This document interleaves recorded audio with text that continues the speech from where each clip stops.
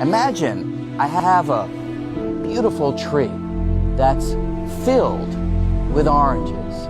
And I ask myself, what is the orange made of? How do I answer that question? Well, I want to look deeply inside the orange, so I magnify it. And I magnify it again, and if I keep on doing it, deep inside, sooner or later, I begin to see molecules come into view.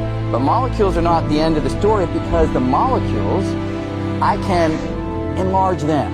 And if I make them big enough deep inside, I begin to see atoms.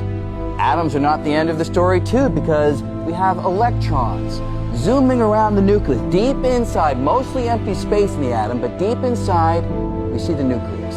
So if I grab that and magnify it, I see that the nucleus is itself made of particles, neutrons and protons. And if I grab one of the neutrons and magnify it, I find yet further particles, little tiny quarks inside. Now that is where the conventional ideas stop.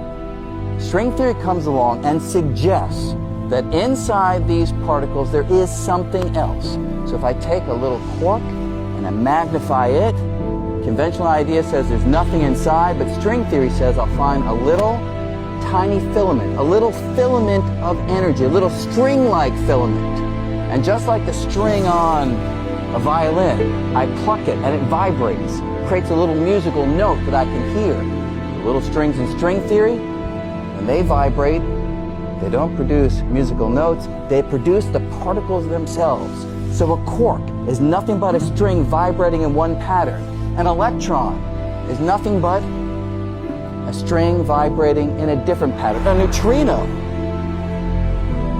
nothing but a string vibrating in a different pattern still.